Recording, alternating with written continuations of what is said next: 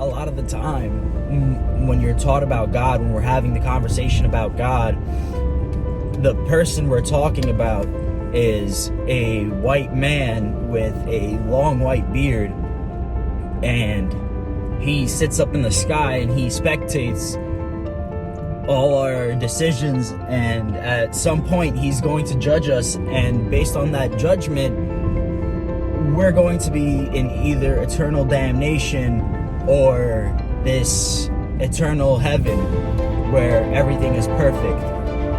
That makes you question, well, that made me question as a younger boy, why can't we just have eternal heaven right now as it is? Why do we have to go through this test in the first place?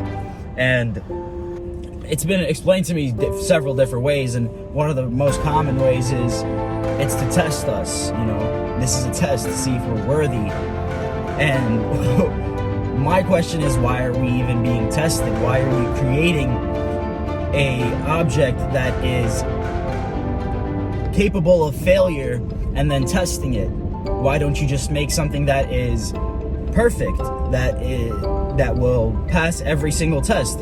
Because you are making it, so you are responsible for the results. You are making something with a certain intent of what that product is, and if you are making something that is faulty and then testing it, are you not setting it up for failure?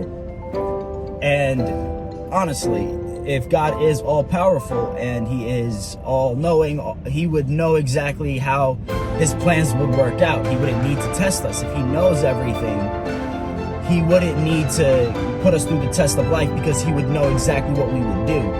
He would know our decisions every single step of the way. So it doesn't make sense for him to test us if he is all-knowing. Now, another thing that is said about God is that he is all good, which is debatable, extremely. All good, what does that even mean, to be all good? If you are all good, why do you not intervene when horrible things happen? And people say because he has a purpose, there is a reason for it. That does not sound like all good. All good would simply avoid the catastrophic events from happening. There would be no tsunamis, no hurricanes, no natural disasters. Now, maybe he is all good, but he is not all powerful, meaning he cannot control nature. But now, if he is all good but not all powerful, is he really God? Because God is all powerful. Now, assuming that he is all powerful, that would mean he is not all good. If he is allowing said things to happen, if he is allowing human suffering, is he all good? Typically, we think of God as the positive energy, and only the positive, and then there's this thing called the devil that is the negative energy.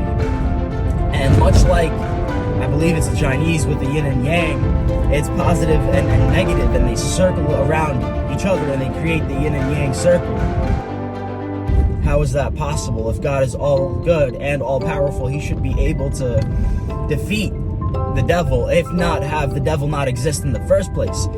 Now, what I have come to believe and just come to realize for myself is God isn't all good and isn't all powerful. Well, he is. He is everything.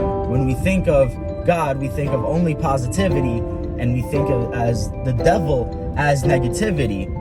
Now, if you imagine the yin and yang circle, you imagine two different parts of the circle. But God isn't two different parts of the circle. God is the entire circle. God is the positive. God is the negative. God does not defeat the devil because, in a sense, and don't take this with no offense, God is the devil in a sense because he is everything. He is all energy.